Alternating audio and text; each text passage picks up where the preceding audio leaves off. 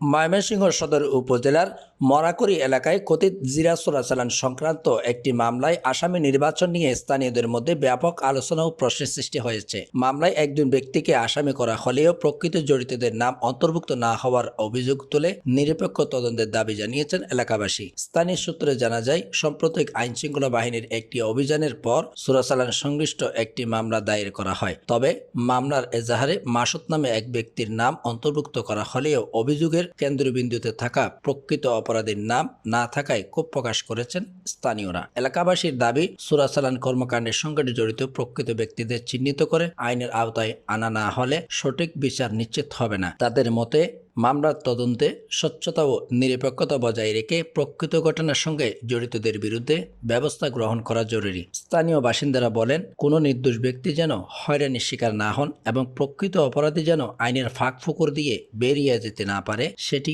আমাদের প্রত্যাশা। এই ঘটনা সংশ্লিষ্ট প্রশাসনের দৃষ্টি আকর্ষণ করে এলাকাবাসী পূর্ণাঙ্গ, নিরপেক্ষ ও স্বচ্ছ তদন্তের দাবি জানিয়েছেন। তাদের আশা, তদন্তের মাধ্যমে প্রকৃত ঘটনার উদ্ঘাটিত হবে এবং দোষীদের বিরুদ্ধে আইনানুগ ব্যবস্থা গ্রহণ করা হবে।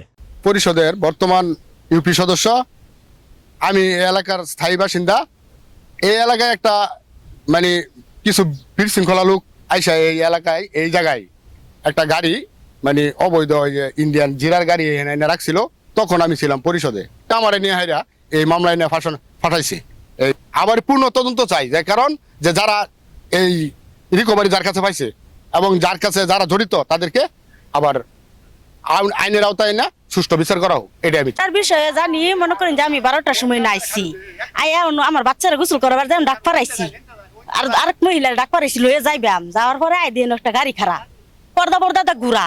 তা আমি ভাবছি কি যে পর্দাটা ঘুরা, আবার ওই আশা ফুলটা দেখছি সাদা কি ভিন না খারে নামাইতেছে। আমি মনে হচ্ছি এই রিপন বাইরে খাদ্য নামাইতেছে, ফুসকুনি দিব, এটি দেখছি।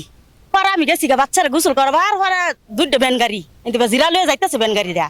পরে আমি জিগাইলাম, এটা কি জিরা? আমি কইতে জিরা আঙ্গটেন বেসা 20,000 টাকা লই আইন।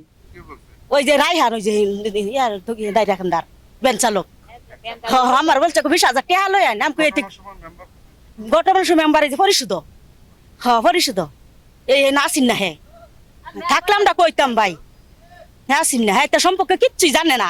হ্যাঁ কিন্তু নিরবা হিসাবে দৈরাই করছে, আর কেউ যারা চুরি করছে এরা নাই। ঘটনা সম্পর্কে চাচা আমি দেখছি যে গাড়িটা খার হইছে, মনে করুন যে ড্রাইভারটা বই আছে বাসতলে। তাহলে আমি কইছি যে চাচা গাড়ির মধ্যে কি?